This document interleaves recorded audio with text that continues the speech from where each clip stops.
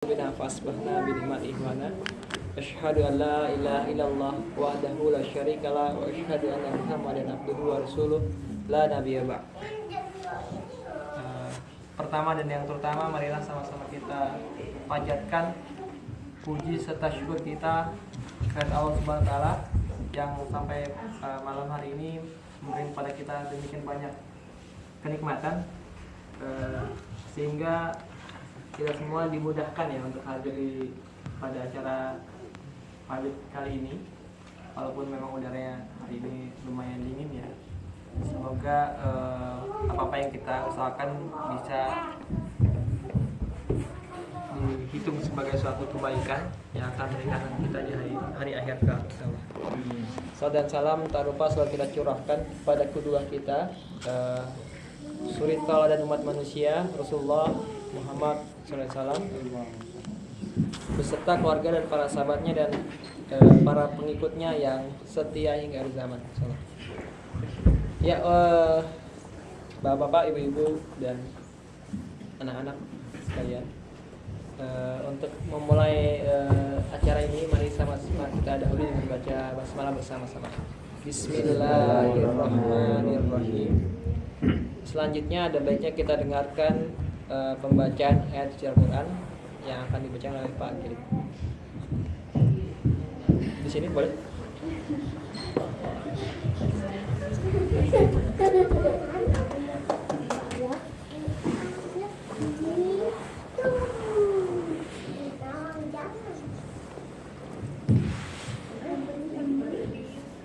A'udzu billahi minasy syaithanir rajim. Bismillahirrahmanirrahim. Wa may ya'mal minas solihati min dzakarin aw untha wa huwa mu'minun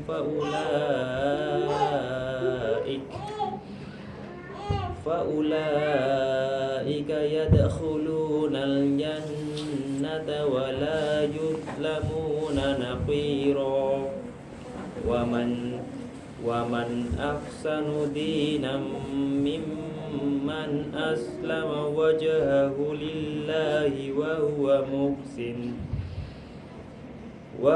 muhsinun wattaba'a millata Ibrahima hanifa wattakhadallahu Ibrahima khalila walillahi ma fis samawati wa ma fil ard wa kana Allahu bikulli syai'in muhita. Artinya, dan barang siapa mengerjakan amal kebaikan, baik laki-laki maupun perempuan sedang dia beriman, maka mereka itu akan masuk ke dalam surga dan mereka tidak dizalimi sedikit pun. Dan siapakah yang lebih baik agamanya daripada orang yang dengan ikhlas berserah diri kepada Allah sedang dia mengerjakan kebaikan dan mengikuti agama Ibrahim yang lurus. Dan Allah telah memilih Ibrahim menjadi kesayangannya, dan milik Allah lah apa yang ada di langit dan apa yang ada di bumi, dan pengetahuan Allah meliputi segala sesuatu. Ya. Jazakumullah khairan katsiran tilawah dan pembacaan maknanya kepada Pak Guru. Semoga dengan tilawah tadi bisa menghidupkan ya suasana mabit kita hari ini, insyaallah. Ya, mungkin saya ingin mengingatkan kepada semuanya bahwa mabit ini tujuannya adalah untuk sebenarnya membiasakan kita semua untuk melakukan ibadah-ibadah sunnah ya, seperti qiyamul lail, kemudian juga membaca atau tilawah, dan juga pengingatan kepada kita tentang materi-materi yang atau pengetahuan tentang pengingatan tentang kekuasaan Allah gitu ya. Dan pada mabit kali ini insya Allah akan ada 2 materi dan nanti juga ada acara Qiyamul Lail berjamaah. Materi pertama insya Allah dengan tema taubat ya. Mungkin sering kita dapatkan, juga sering kita baca. Namun tentu saja perlu kita selalu ingat-ingat begitu. Kita review kembali. Kemudian yang materi kedua setelah subuh adalah keutamaan zikir. Nanti akan ada pengingatan juga dari pembicara kedua. Dan untuk acara pertama, materi pertama akan dibawakan duet gitu ya dari 2 ustadz. Yang pertama Gus Ari, kemudian nanti ada Kang Obi ya. Namun sedang dalam perjalanan gitu. Untuk mempersingkat waktu, saya persilakan Gus Ari untuk memberikan materinya. Di sini aja Gus.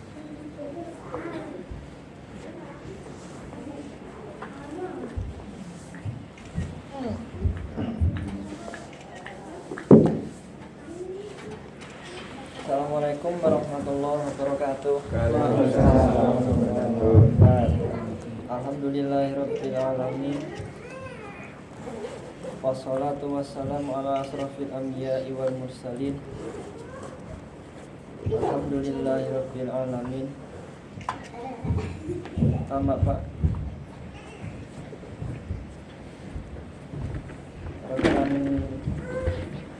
Rekan yang saya hormati, Bapak Ibu sekalian serta anak-anak yang saya cintai. Pertama-tama marilah kita mengucapkan syukur alhamdulillah, karena walau bagaimanapun kita masih sampai detik ini diberi nikmat yang pertama Islam, yang kedua diberi nikmat iman. Salawat dan salam selalu sebetulnya wajib kita panjatkan kepada baginda Nabi Rasulullah SAW, yang mana dari Rasulullah SAW seluruh dunia ini diciptakan, para nabi dan rasul diciptakan, para wali Allah diciptakan, termasuk orang-orang yang beriman. Perlu saya sampaikan bahwa sebenarnya yang mengisi materi topik itu adalah Kang Obi, tapi karena beliau masih harus melakukan eksperimen sehingga saya diminta mengawali.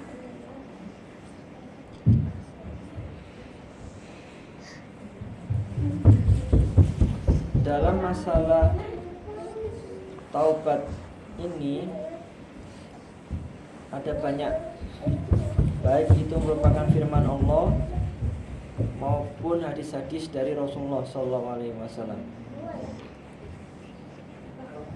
Namun karena keterbatasan baik saya maupun waktu, maka izinkanlah saya untuk menyampaikan beberapa saja yang nanti mari kita telusuri bersama-sama,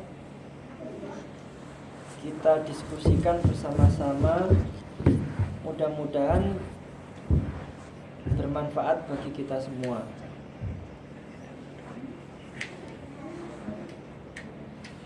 Mari kita utak-atik sedikit. Kita mulai dari contoh satu ayat dari Al-Quran, yaitu Az-Zumar 53, bahwa Allah Ta'ala berfirman, katakanlah, hai hamba-hambaku yang melampaui batas terhadap diri mereka sendiri, janganlah kamu berputus asa dari rahmat Allah. Sesungguhnya Allah mengampuni dosa-dosa semuanya. Sesungguhnya dialah yang maha pengampun lagi maha penyayang. Jadi sebetulnya ayat ini menunjukkan dosa apapun yang kita perbuat, jangan sampai kita itu punya buruk sangka terhadap Allah. Contohnya,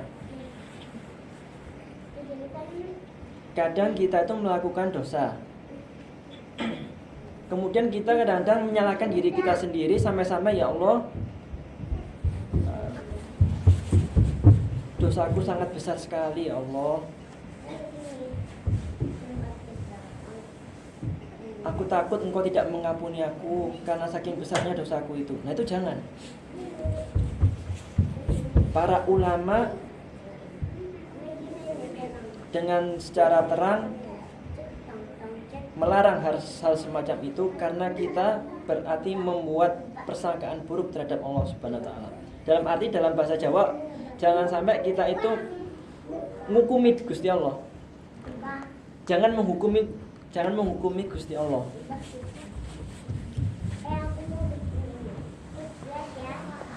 Karena Gusti Allah itu ya Gusti Allah,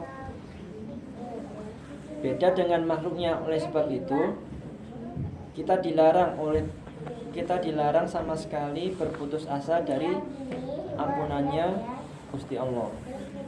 Nah itu yang pertama. Yang jadi pokok dari pokoknya tobat adalah adab. Kalau adab tidak dipenuhi, maka selain kita itu tidak mendapatkan manfaat dari tobat itu sendiri, bisa jadi azab terhadap kita itu malah ditambah. Yang jadi masalah adalah kadang-kadang azab itu bukan merupakan sesuatu yang bisa kita rasakan secara jelas. Contoh kecelakaan, contoh teguran dari teman. Justru yang lebih bahaya itu adalah azab itu malah menjadikan kita itu semakin terhijab dari Allah Subhanahu wa taala. Nah, hal-hal yang menyebabkan hijab kita terhadap Allah Subhanahu wa taala inilah sebenarnya kita tuh banyak yang enggak terasa. Contoh, tambah ngeyel. Diberitahu teman, ini lo harusnya gini. Semakin tambah penolakan kita. Enggak, harusnya gini. Itu yang pertama. Yang kedua, semakin sulit menerima kebenaran. Jadi belum dilihat dulu ayatnya, sudah lihat dulu orangnya. Kalau sudah lihat dulu orangnya, kadang-kadang malas datang. Loh, ini yang datang. Aduh, ini yang ngasih ceramah. Enggak wis, daripada hatiku tambah panas, enggak datang akhirnya. Itu contoh azab. Diberi keterhijaban hati kita menerima kebenaran dari Allah. Yang ketiga, menunda-nunda ketaatan. Bukan masalah tidak melakukan ketaatan, sudah. Menunda-nunda ketaatan itu sendiri sudah merupakan azab. Karena pokok ibadah itu adalah tujuan kita dalam merasakan kelezatan dalam ibadah. Tapi jangankan merasakan kelezatan, melakukannya aja dulu itu ditunda-tunda, itu adalah merupakan azab. Nah, kadang-kadang nggak terasa kita itu. Padahal menunda-nunda itu banyak, bisa dari diri kita sendiri, hawa nafsu, bisa dari teman, bisa dari keluarga, bisa dari sensei termasuk.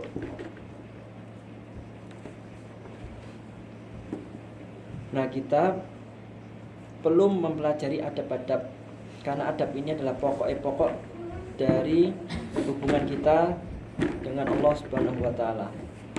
Nah, masalah adab ini sesuatu yang sangat esensial tapi sangat panjang, tidak bisa dijelaskan secara singkat. Tapi yang ingin saya sampaikan, teman-teman, dari apa yang saya dapat dari guru-guru saya, dari Mimbatil Ulama, yang pertama, jangan sampai kita menghukumi Gusti Allah. Sebesar apapun dosa kita, jangan sampai kita itu bilang dalam hati kerentek, dosaku besar ya Allah, aku tidak yakin kau akan mengampuni aku. Jangan sampai bilang gitu. Itu udah pokok yang pertama. Jangan punya penyono elek. jangan punya prasangka buruk. Tapi selalu ya Allah ampuni hamba. Udah, paling enggak itu udah lebih baik daripada punya prasangka buruk.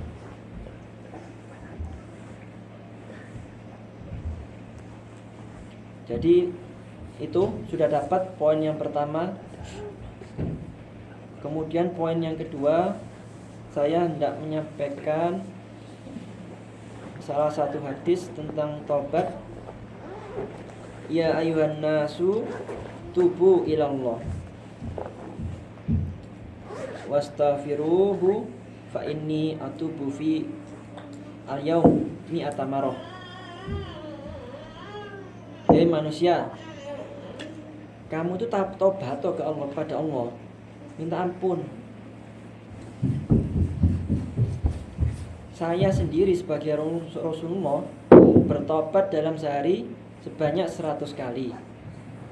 Saya yakin teman-teman sudah banyak yang mengetahui hadis ini karena ini diriwayatkan oleh Muslim.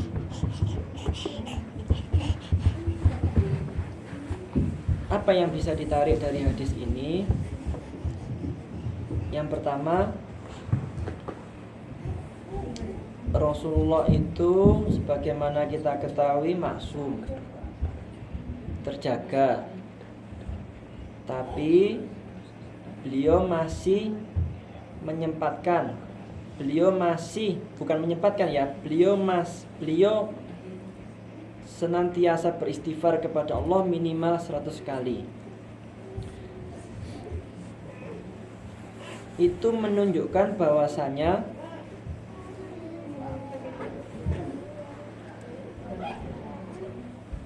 sebagai contoh begini. Misal bapak ibu punya anak, kita contoh anaknya aja deh.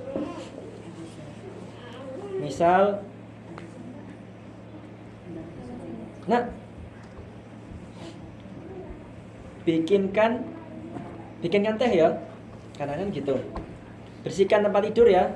Oh iya, bersihkan tempat tidur atau bikinkan teh. Kemudian anak kita tuh ngomong gini sama orang tuanya, sama bapaknya atau sama ibunya. Ya, Abi, Bapak, Pak, maaf ya kalau tehnya nggak bener. Maaf ya kalau kasurnya nggak bener, nggak rapi. Kira-kira gimana perasaan ibu?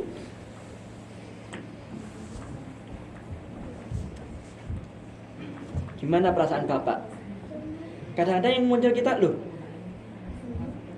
nggak salah loh, padahal tehnya itu manis loh padahal, tapi kok masih minta maaf. Kira-kira ketarik nggak hati kita?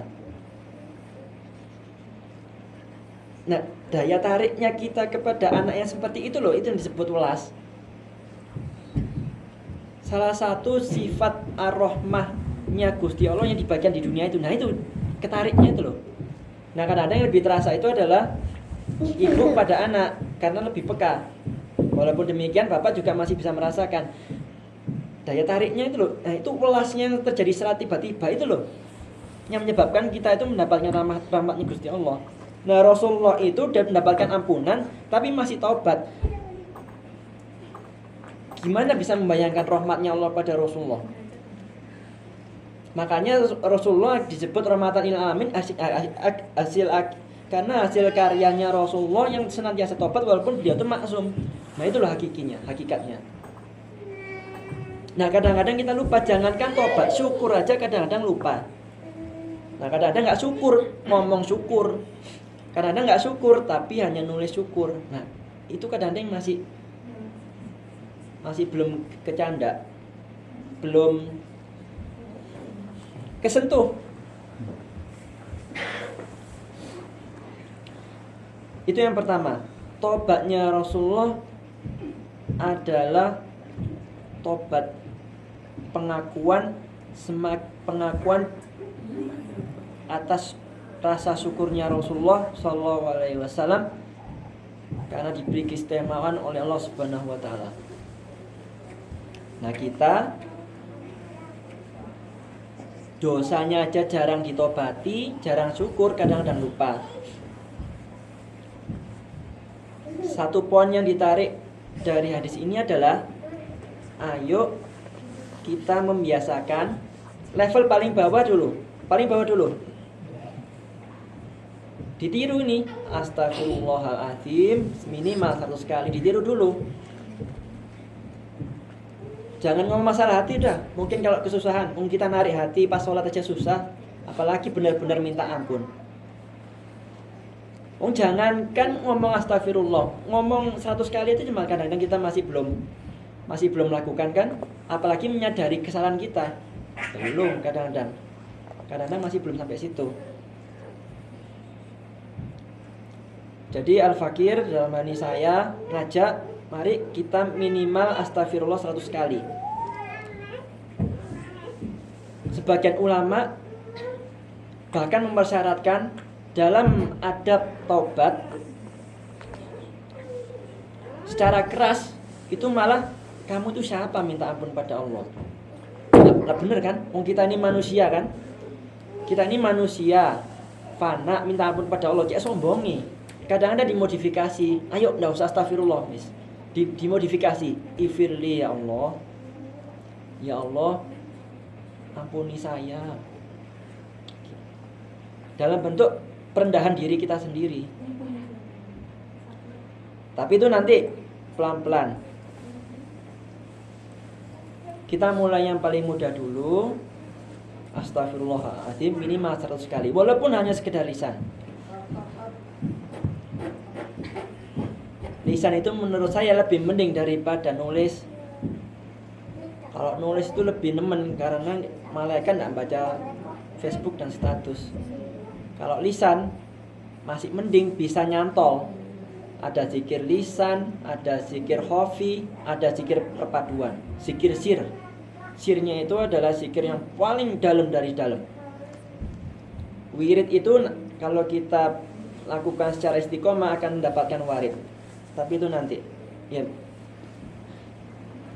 bukan masalah. Jadi didawamkan, diistiqomahkan minimal astagfirullahaladzim 100 kali dalam sehari. Ini adalah amalia yang paling jelas yang tampak dalam hadis ini. Nanti berikutnya ditingkatkan lagi.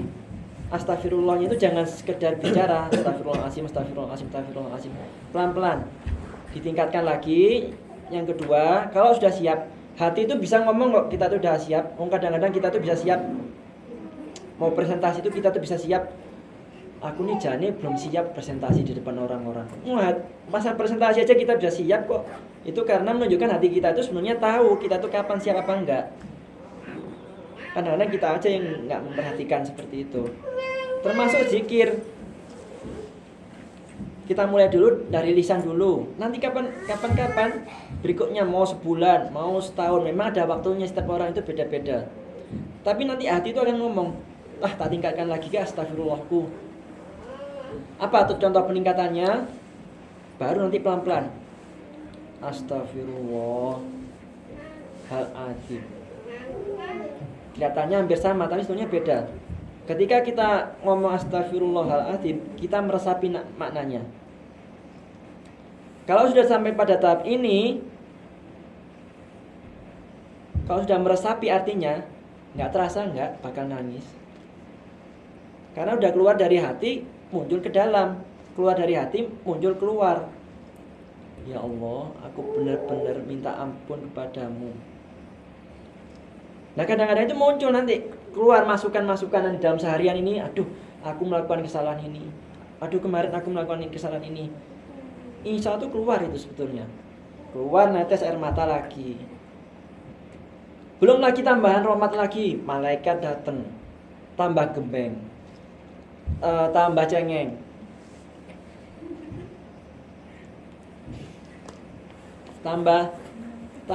tambah tersentuh. Jadi kalau kita tambah tersentuh, itu tandanya kita itu mendapatkan senggolan dari malaikat itu sebetulnya. Menurut sebagian ulama, termasuk tanda-tanda bahwasanya kita itu mendapatkan Lailatul Qadar pada bulan Ramadan, mau dimanapun, mau di jalan, mau nyetir, mau sholat, mau dimanapun, Asal kita tiba-tiba, aduh, ingat Gusti Allah, rasanya itu kok, ya Allah, aku ini kok gini, tiba-tiba ada rasa melankolis. Nah itu artinya itu malaikat yang nyinggung kita. Kita disentuh. Nah termasuk yaitu tadi taubat. Nanti lama-lamaan terasa kok. Kita itu mengerti, kita itu bukan tidak hanya sekedar menyebut minta ampun, tapi kita itu benar-benar minta ampun. Baru nanti diniakan lagi tahap ketiga. Tidak hanya merasakan, tidak hanya minta ampun juga, tapi peleburan. Peleburan di sini adalah maksudnya adalah penghancuran diri sendiri. Hancur diri kita itu di depan Allah. Apa contohnya? Ya Allah, hamba ini benar-benar hina. Jangankan di depanmu ya Allah, terlebih-lebih di depan makhlukmu ya Allah, hamba ini benar-benar hina. Nanti kita pada saatnya kita akan tiba pada makom, kita itu akan merasakan hina di depan orang lain. Kalau sudah bisa merasakan makom ini, insya Allah secara otomatis kita itu akan lepas dari makhluk.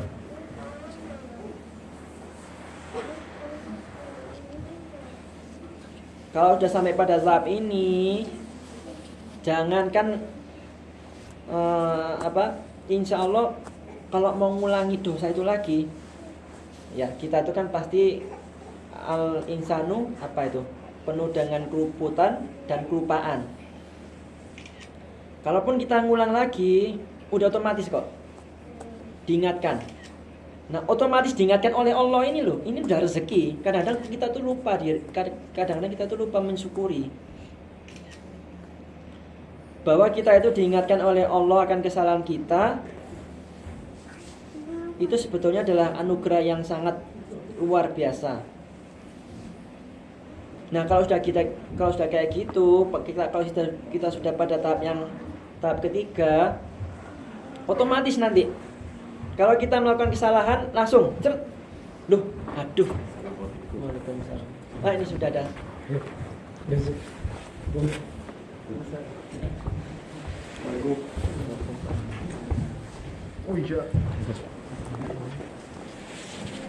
Kalau sudah pada tahap yang ketiga itu tadi, begitu kita melakukan kesalahan, langsung seketika itu pula langsung kita tuh menyadari, aduh salah aku, gak enak aku. Pasti hati kita itu merasa gak enak. Entah itu lewat teman kita itu akhirnya berubah perangai, entah berubah mimiknya, atau misalnya kejadian biasa hati kita gak enak, pasti kita dikasih kesadaran. Nah itulah maknanya tobatnya Rasulullah adalah tobat syukur pada Allah Subhanahu wa taala karena rahmatnya Allah. Satu itu diturunkan ke dunia, 99 baru dibagikan di akhirat. Karena pembicara utamanya sudah datang,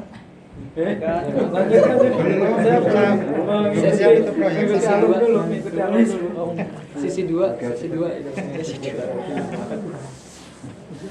Ya. Jadi yang kedua adalah, yang pertama itu tadi,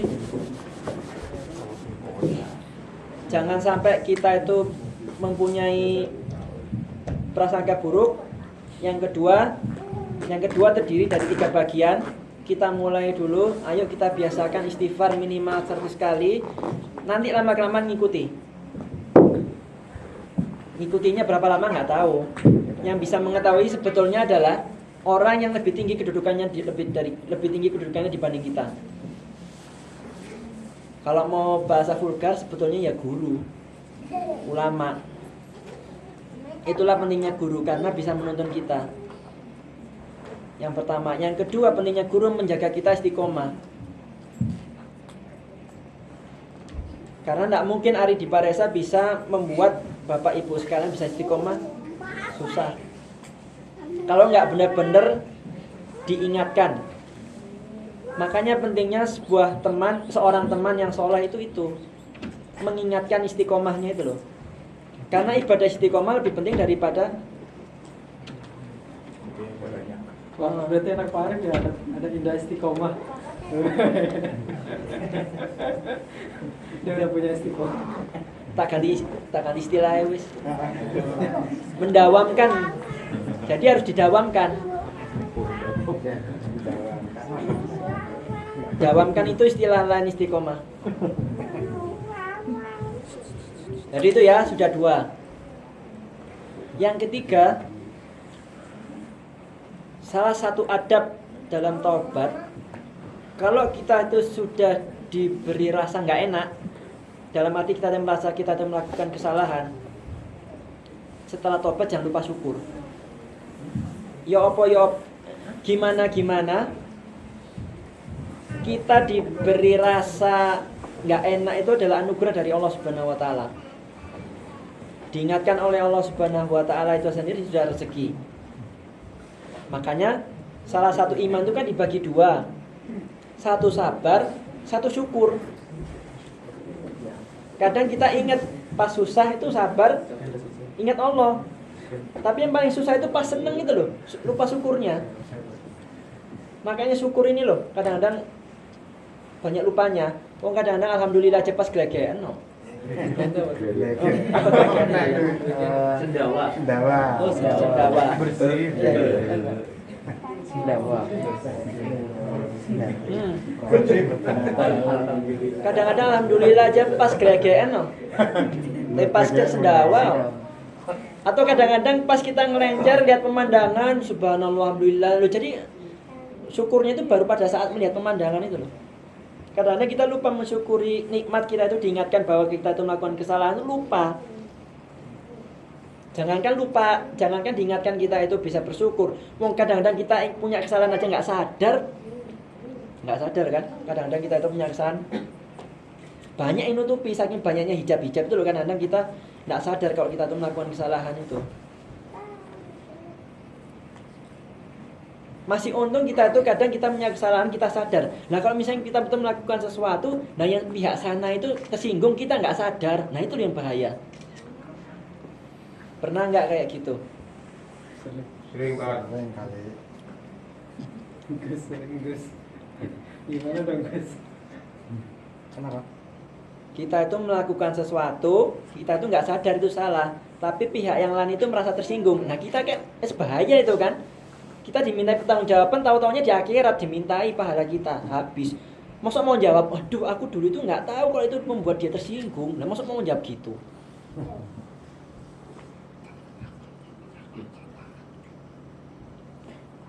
Sebetulnya semua itu tidak lepas dari adab. Makanya sebagian ulama itu menghabiskan sebagian waktu puluhan tahun itu masalah adab, bukan masalah fikih. Adab, bukan masalah fikih.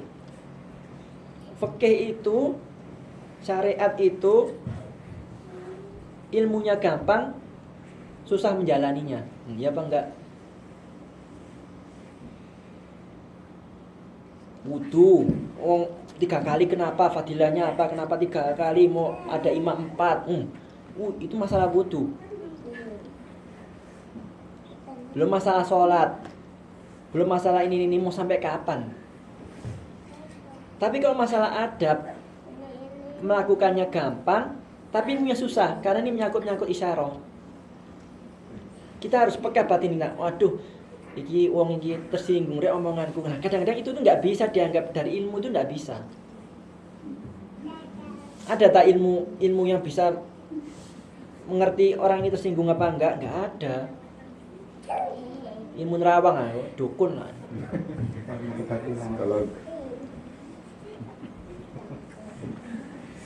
Bagian dari adab itu adalah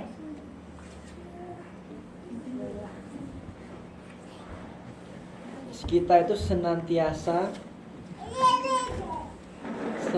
merasakan bahwa orang lain itu lebih baik daripada kita. Itu masih awal. Kalau mau lebih lagi ditingkatkan, bahwa kita itu jauh lebih hina dibandingkan orang lain. Nah itu yang paling pokok. Cuma mencapai pintu itulah yang sangat susah. Dan itu butuh tuntunan. Dan awalannya adalah tobat.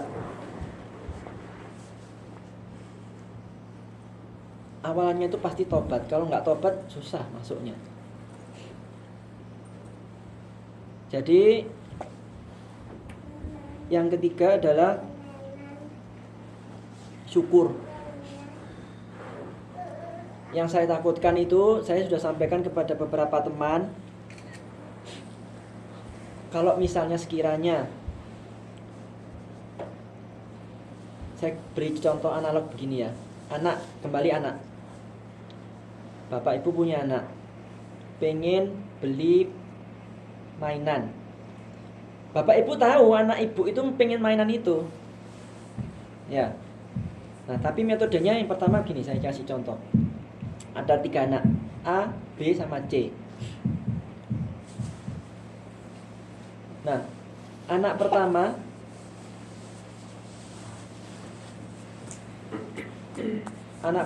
itu dia tuh enggak minta, enggak ngomong sama orang tua, sama bapak ibunya, enggak ngomong. Tapi dia nulis, "Pak, aku mau mainan itu." Tapi kertasnya digeletakno di meja. Di kertasnya itu ditaruh di meja. Nggak ngomong sama bapak ibunya itu nggak ngomong. Terus yang kedua, yang B ini dia ngomong. B sama C sama-sama ngomong, tapi yang B karena dia itu nggak begitu butuh, yang C itu butuh. Nah, nadanya kira-kira bapak ibu bisa bedakan nggak mana yang butuh mana yang enggak? Bisa enggak kira-kira? Pak, aku minta mainan ini ya. Wes enggak wes.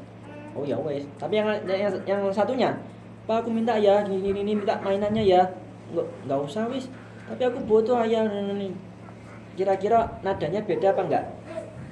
Rasa kepepet mintanya itu beda enggak? Sekarang gini, yang saya tanyakan. Kira-kira ya, tiga-tiganya sama-sama minta. Tapi yang A itu enggak minta, tapi cuma nulis. Kira-kira apa perasaannya bapak ibu? Aku ngerti anak itu mau mainan ini, tapi mau ditulis tok. Yo apa perasaannya? Iki niat minta apa enggak? Ya apa enggak? Bener apa enggak? Untung-untung cuma merasa mungkin tersinggung. Nek murka itu loh ya apa? Kalau murka itu loh gimana?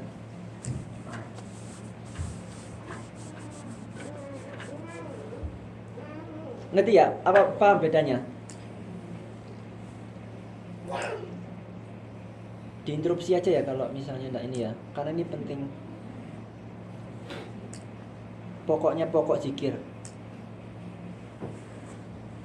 Mau tobat, mau istighfar, mau tasbih, mau tahmid, ini pokoknya adab.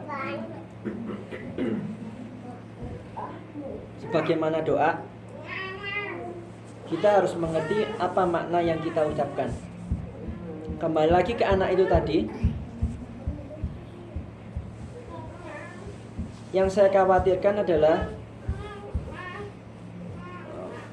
saya mau diingatkan kalau ada yang salah.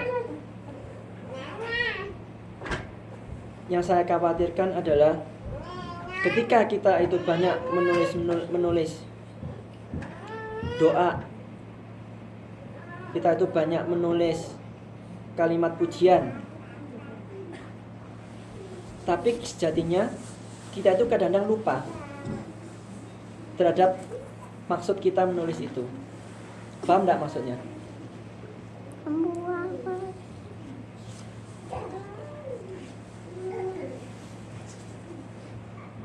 Kita itu memberikan, mudah-mudahan Allah memberikan rahmat ya, mudah-mudahan umurnya barokah ya, subhanallah, alhamdulillah. Tapi kita itu tidak muji, tapi kita itu hanya menuliskan puji-pujian. Nah kira-kira ya apa kayak gitu? Jangankan yang seperti itu, dulu zaman dulu mau Syekh Maulana Abi Bakar As-Sibli, beliau dekat sama Allah, saking dekatnya sama Allah, bawa itu sangu uang dinar. Barang siapa yang mau berzikir Allah, saya kasih uang dinar. Berbondong-bondong orang-orang itu zikir, kasih uang dinar. Tapi begitu beberapa saat ganti, beliau Syekh Maulana Abi Bakrin Sebeli marah, menghunuskan pedang. Siapa yang masih zikir Allah, Allah, mana sini, tak tebas lidahnya. Orang-orang heran.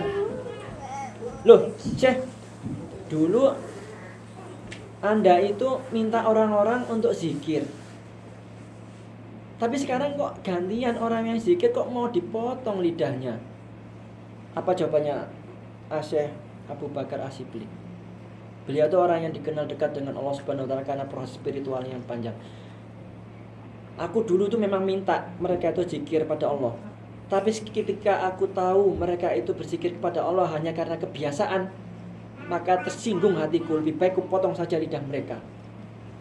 Padahal mereka itu berzikir, tapi karena kebiasaan, bukan karena pengakuan terhadap Allah Subhanahu wa taala. Apalagi kita yang menulis, kita berdoa, tapi kita lupa berdoa. Makanya senantiasa saya itu diberi ingat. Sebelum saya melakukan tulisan Alhamdulillah atau Assalamualaikum di dalam status Facebook atau di dalam tulisan yang lain, saya selalu diingatkan sebelum nulis doa dulu. Sebelum nulis Assalamualaikum dulu. Kalau nulis Alhamdulillah, sebelum nulis Alhamdulillah dulu.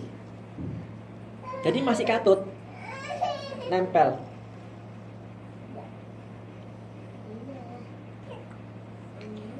Karena kita tidak mungkin menulis sambil berdoa, itu kan kita susah, berat seperti itu. Jadi sebagaimana taubat, kalau kita benar-benar melaksanakan taubat yang benar, nanti itu lama-kelamaan keluar kok dari hati itu. Kita itu benar-benar minta ampun, tidak hanya sekedar astagfirullah. Kita itu ketika melakukan kesalahan kadang-kadang astagfirullah. Nanti kalau udah kelamaan adabnya ini dipenuhi, nanti lama-kelamaan otomatis keluar kok. Bukan astagfirullah kebiasaan, tapi astagfirullah benar-benar minta ampun kepada Allah. Astagfirullahaladzim. Nah, proses-proses ini yang butuh tahapan. Tahapan ini butuh tahap, butuh waktu. Setiap orang beda-beda. Yang keempat, ini juga yang paling susah. Adab yang pertama adalah sebagaimana yang kita ketahui bersama, rasa getun. Rasa getun itu adalah ya, bukan penyesalan ya. Getun itu adalah penyesalannya. Ya, penyesalannya amat sangat. Sebab kalau nggak penyesalan ya sama saja kita itu hanya mengucapkan. Karena doa yang diterima adalah doa yang kepepet. Kepepet itu nggak akan bisa tercapai kalau nggak ada penyesalan. Nah, penyesalan yang itu hanya bisa tercapai kalau kita itu menyadari kesalahan kita. Bukan menyadari kesalahan kita, maksudnya menyadari kesalahan kita itu opo yo. Kalau kita itu, teman kita itu misalnya tiba-tiba berubah mimiknya, cepat-cepat kita mikir, aku ini salah apa yo? Kok dia itu tiba-tiba berubah mimiknya? Aku ini salah apa ya? Kenapa kok tiba-tiba di Facebook komentarnya jadi kayak gini? Kalau dipikirkan dengan benar-benar, rasa penyesalan itu keluar. Nah, itu titik baliknya, mulai tobat. Ya Allah, kalau aku ada salah, mohon ampun ya Allah. Kalau misalnya aku diberikan kesempatan untuk bertemu si dia kembali, mohon dimudahkan lidahku untuk minta maaf kepada dia.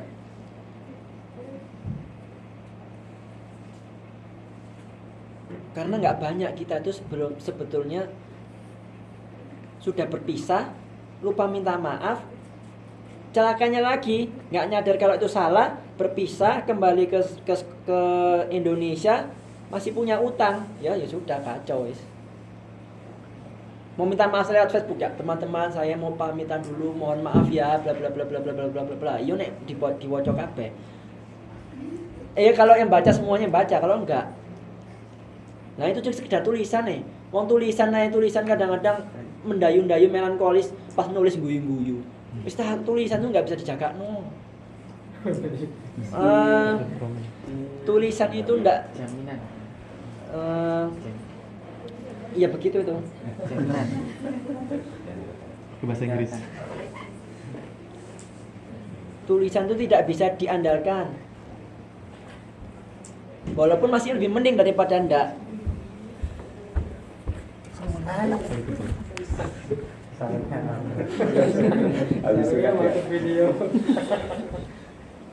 Ya, jadi yang kelima adalah Iklan. kita itu harus menyadari kesalahan kita dulu. Nah, supaya menyadari kesalahan kita itu dulu, kita harus posisi 100% sadar. Karena kita melibatkan proses tafakur di sini. Nah, pada saat proses taubat itu makanya kita itu tidak boleh melakukan pada saat ngantuk, apalagi mabuk, apalagi dirundung cinta, galau.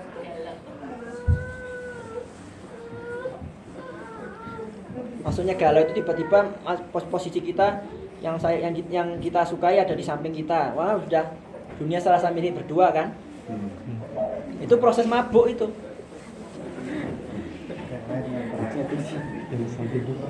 Makanya kita harus benar-benar, makanya sholat itu mendingan tidur dulu. Itulah sebabnya sholat itu tidur dulu kalau ngantuk. Karena dikhawatirkan ya itu tadi prosesnya tidak sadar pas sholat.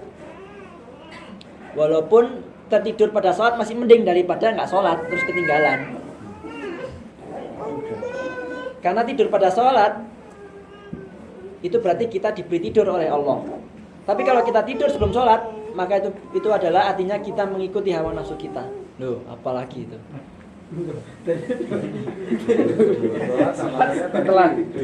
Setelah. Nah, artinya adalah pada saat tobat, kembali lagi ke tobat.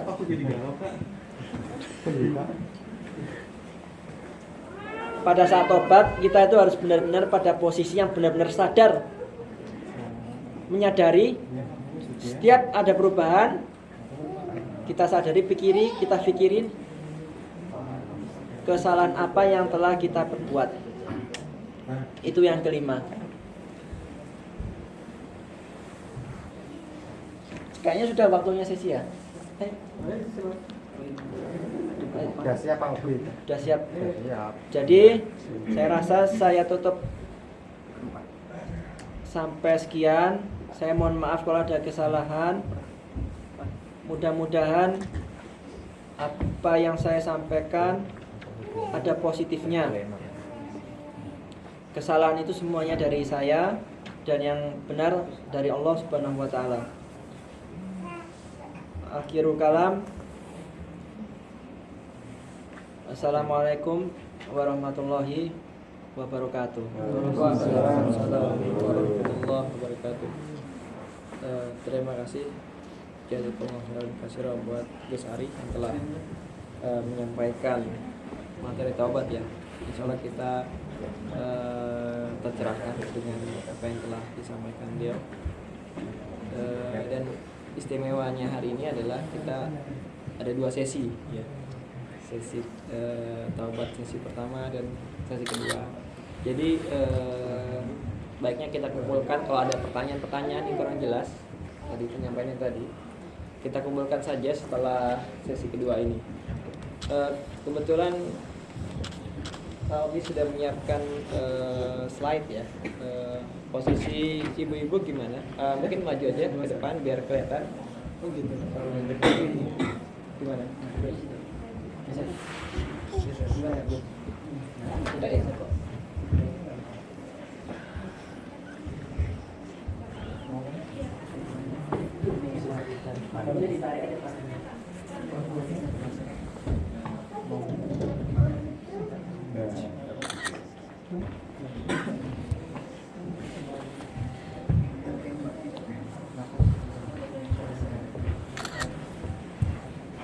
Assalamualaikum warahmatullahi wabarakatuh. Terima kasih atas kesempatannya. Alhamdulillah ya Rasulullah kita wa dinil haq yudhhiru din syirk wa la kafirun. Asyhadu an la ilaha illallah wa asyhadu anna Muhammadan abduhu wa rasuluh la nabiyya ba'da. Amma ba'du. Alhamdulillah Allah masih melimpahkan pada kita nikmat iman dan Islam, dan Allah masih memberikan kepada kita nikmat kesehatan sehingga kita bisa berkumpul ya.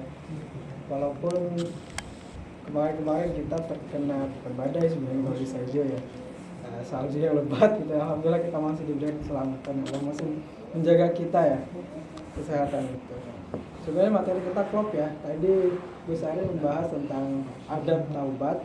Nah kalau saya rencananya sih mau membahas mengenai pertama tentang apa sih definisi tentang taubat itu, kemudian keutamaan taubat itu apa, kemudian yang ketiga itu adalah tentang beberapa contoh-contoh taubat yang diperintahkan oleh Allah dan Rasulullah, dan yang ketiga itu adalah tentang Allah pasti menerima taubat hambanya.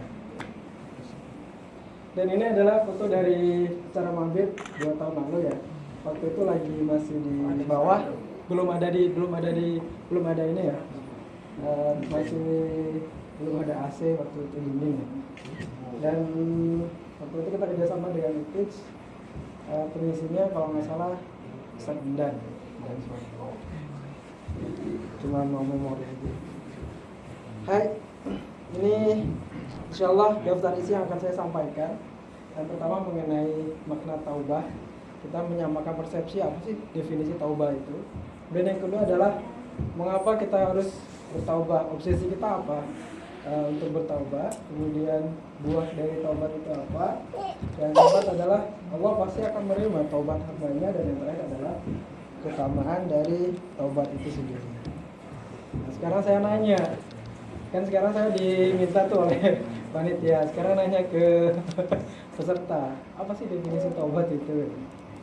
Ada yang bisa jawab? Yang bisa jawab panitia mau ngasih apa?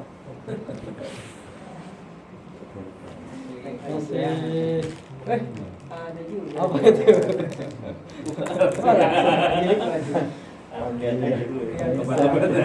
Berhadiah coklat. Dapat 1000 dinar. 1000 dinar. Enggak. Silakan.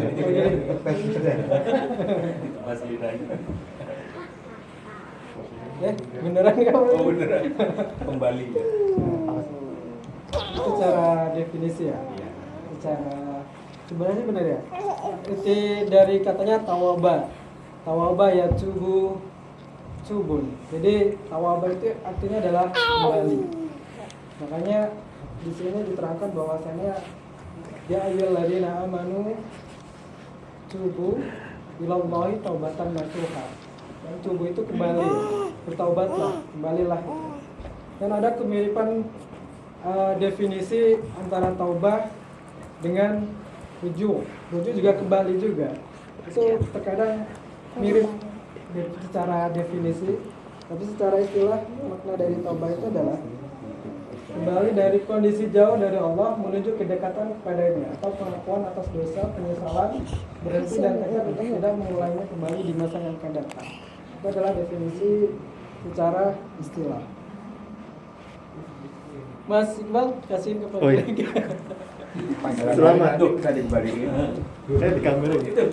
Tada. Kemudian kita bertanya kenapa sih kita harus bertaubat gitu ya? Penyerang. Tada. Ya tentunya karena Allah memerintahkan yang pertama ya. Mungkin bisa juga kita bertanya, kenapa sih umat muslim itu, ada yang bertanya misalkan teman kita Jepang, kenapa sih kamu nggak makan babi gitu? Kenapa kamu nggak makan sapi gitu? Alasannya ya karena itu diperintahkan oleh Allah, bukan karena alasan kesehatan. Kalau alasan kesehatan bisa dibalikin lagi sama beliau. Loh bukannya living tingkat kesehatan orang Jepang itu jauh lebih tinggi dibandingkan orang Indonesia ataupun orang-orang Islam yang lain gitu.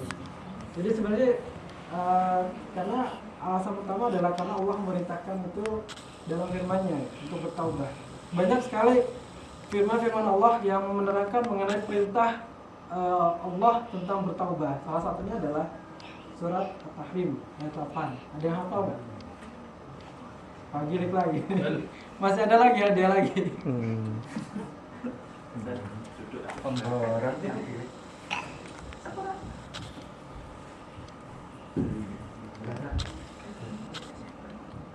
Ya, saya buka aja langsung. Ya ayyuhalladzina amanu tubu ilallahi taubatan nasuha. Bla bla bla bla. Ya seperti itu. Sampai akhir ya, kawan gantung. Itu akhir.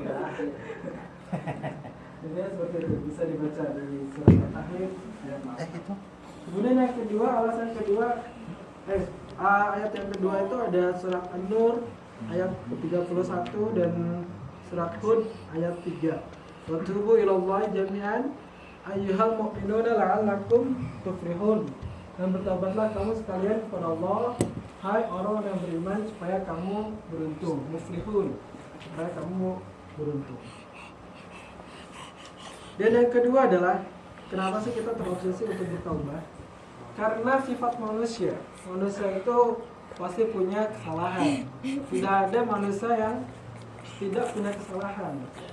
Di sini diterangkan di hadis riwayat At-Tirmizi, setiap anak Adam berbuat kesalahan dan sebaik-baiknya ialah orang yang bersalah adalah yang bertaubat. Dan bahkan Rasulullah pun Rasulullah yang sudah dijamin oleh Allah diampuni dosa-dosanya itu senantiasa beristighfar setiap hari. Ya ayuhan nasu tubu ilallahi fa inni atubu fil yawmi ilahi mi'ata marrah. Bahkan Rasulullah pun beristighfar sebanyak 100 kali. Jadi riwayat lain ada yang menyatakan 90 kali. Di sini hadis riwayat Muslim insyaallah sahih sehari 100 kali Rasulullah yang dijamin maksum, yang dijamin tidak ada dosa gitu. Kemudian yang ketiga adalah karena Allah mencintai orang-orang yang bertaubat. Innallaha yuhibbut tawwabina wa yuhibbul mutatahhirin. Sesungguhnya Allah menyukai orang-orang yang bertaubat dan menyukai orang-orang yang mensucikan diri. Mutatahhirin sini tidak hanya mensucikan badan, tapi lebih cenderung kepada tazkiyatun nafs, mensucikan jiwa gitu ya, mensucikan hati. Kemudian yang keempat adalah karena Rasulullah mencontohkan untuk senantiasa bertaubat. Wallahi inni lastaghfirullah wa atubu ilaih fil yawmi akthar min 70 marrah.